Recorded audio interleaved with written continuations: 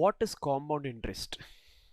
Now, a more fundamental question to ask is what is compounding?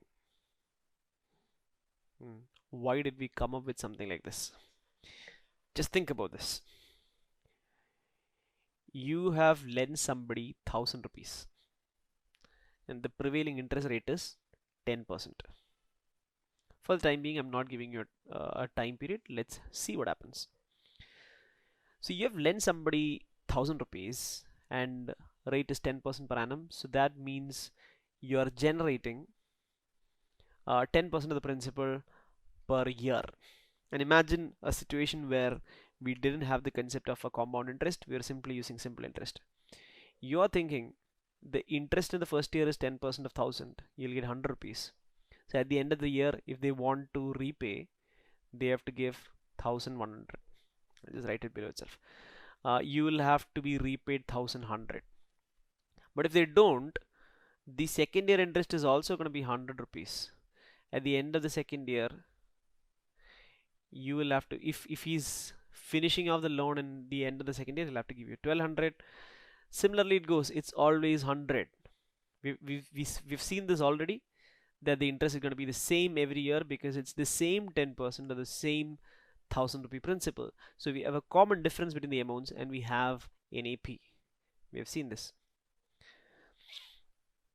This is what you'll be, they will need to repay you depending on when they're repaying you.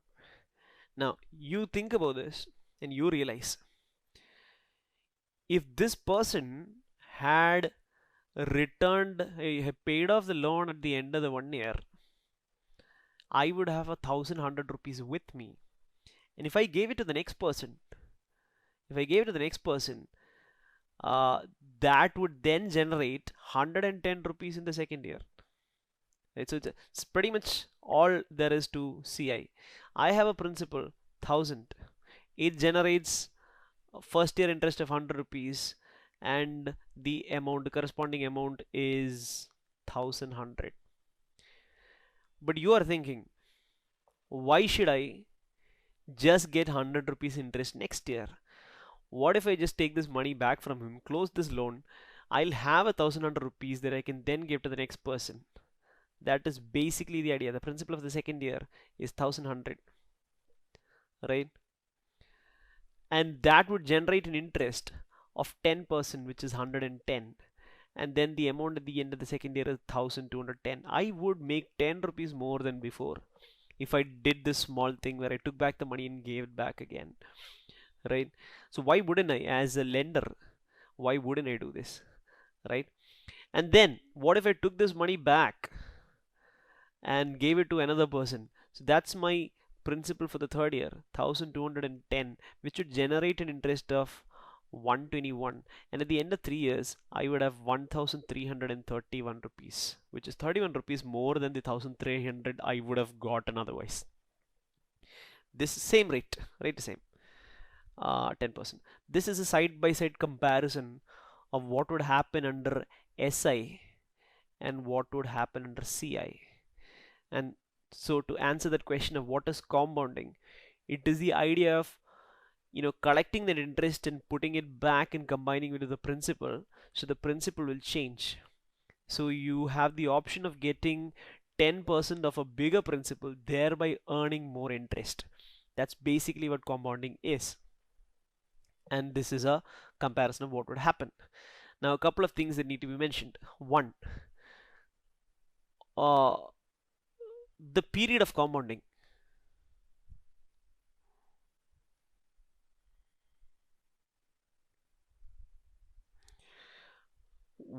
When or how frequently should I take my interest, whatever interest has been accrued, and combine it back to the principal?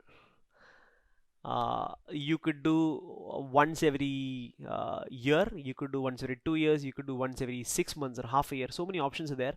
There is no hard and fast rules regarding this. If the period of compounding is not given, it is to be taken as yearly by default. But usually they will specify, especially if it's not annual, they will specify it in the question. So it will say something like 10% per annum compounded every 6 months could be something that they mention in the question, right? But if it's not mentioned, it has to be taken as annually. Usually, even with annual compounding, they actually mention it in the question. Anyway, what we're doing just now, what we've done just now is annual. We'll look at other options later on. Now, I want to make this comparison right now, where we have already discussed this in an earlier video, where we mentioned that the interest is same every year. Why is that? Because it is always 10% of the same principal of 1000, and so these interests are basically the difference between successive amounts, and you see that there's a common difference, and so you have NAP. We mentioned this already: 1000, 1100, 1200, 1300. You have an AP for the principal and the amounts, where the first term is the principal and the common difference is the interest for 1 year, which is basically PR. To contrast with compound interest, what happens is the 1000 generates 10% of the 1000 and becomes 1100. The number is increasing by 10% or getting multiplied by 1.1. 1100 generates 10% of 1100, and that gets added, so the new amount is 10% more than 1100, or again gets multiplied by 1.1, and you see where this is going, right? Again it gets multiplied by 1.1. So what you have now is a GP. The principal plus the amounts in CI are a GP, while the principal plus the amounts in SI are an AP, right? And this GP has a common ratio, which is basically 1 plus R. 10% is 0.1, 1 plus R is therefore 1.1. That's your common ratio for the GP.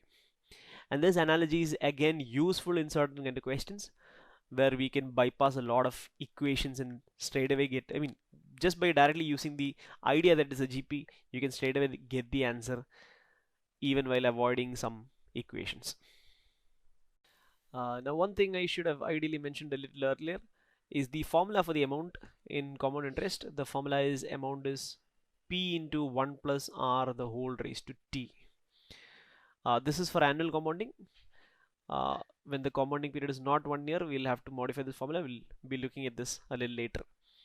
I want you to notice that this is basically like the nth term of a GP. The formula has the same structure. That's one thing.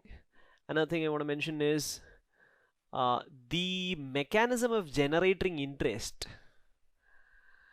is the same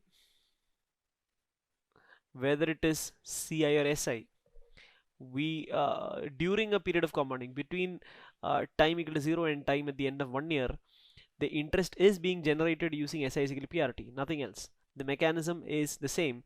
The only thing that the interest generated gets added back to the principal, added back to principal. That's the only difference. The mechanism itself is SI is equal to PRT. A percentage of your principal is generated as interest using the formula SI is equal to PRT.